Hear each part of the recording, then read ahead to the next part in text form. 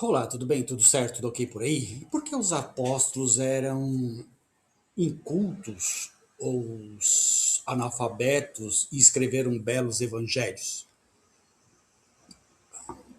Essa pergunta parte de um pressuposto que a pesquisa histórica e contextual moderna não sustenta, o de que os apóstolos escreveram pessoalmente os evangelhos.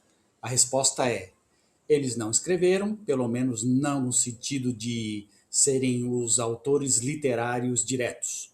Os quatro evangelhos do Novo Testamento, Mateus, Marcos, Lucas e João, são anônimos.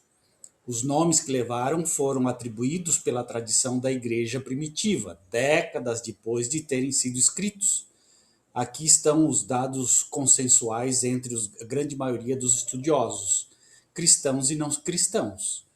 Ordem e data da composição estimativa seria essa: o Evangelho de Marcos, escrito por volta de 65 a 75, aproximadamente 35 a 45 anos depois da morte de Jesus. Foi o primeiro evangelho. É considerado o mais antigo e uma fonte importante para Mateus e Lucas. Quem escreveu Mateus e Lucas se baseou em Marcos. O Evangelho de Mateus foi escrito por volta dos anos 80, 90 depois de Cristo. Não foi escrito pelo apóstolo Mateus, lógico, mas por um autor anônimo, provavelmente judeu cristão, que usou Marcos e uma fonte de ditos de Jesus conhecida como fonte Q. O Evangelho de Lucas, escrito por volta do ano 80, 90 depois de Cristo, assim como o livro do Atos dos Apóstolos, sendo ambos obra do mesmo autor, que não foi companheiro de Paulo, mas um cristão educado da segunda geração. O Evangelho de João, mais tardio, escrito por volta 90 a 110, por uma comunidade joanina e não pelo apóstolo João, filho de Zebedeu. A questão da autoria apostólica, nenhum dos apóstolos originais, que eram pescadores, cobradores de impostos, etc., era doutor, no sentido de ser um escriba ou historiador treinado.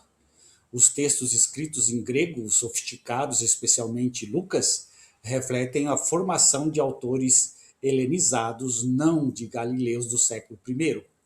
O que temos são textos que incorporam, editam e interpretam tradições orais e escritas que circulavam nas primeiras comunidades cristãs. Essas tradições podem, de fato, remontar aos ensinamentos e memórias dos apóstolos, mas passam por um longo processo de transmissão e reelaboração teológica antes de serem fixados por escrito. Em resumo, os evangelhos não são relatos jornalísticos ou autobiográficos escritos por testemunhas oculares no momento dos fatos. São documentos de fé da segunda a terceira geração de cristãos que escreveram para responder às necessidades, às crises, às questões teológicas de suas comunidades atuais, onde essa comunidade resolveu escrever, esse escritor resolveu escrever. Então, o que nós temos são cópias de cópias de cópias que foram sendo escritas e reescritas, reelaboradas e com novas interpretações, com interpolações, e esses escritos então foram modificando conforme as necessidades da comunidade e as questões teológicas iam surgindo. Portanto, os livros dos apóstolos chamados de evangelhos não são diretamente das testemunhas oculares de Jesus, e sim de comunidades ou pessoas eruditas que, para manter escrito aquilo que entendiam que foi Jesus que disse. Então, se nós formos fazer uma interpretação, uma reflexão, os textos do Evangelho são aquilo que dizem que Jesus disse, mas nunca é aquilo que realmente Jesus disse.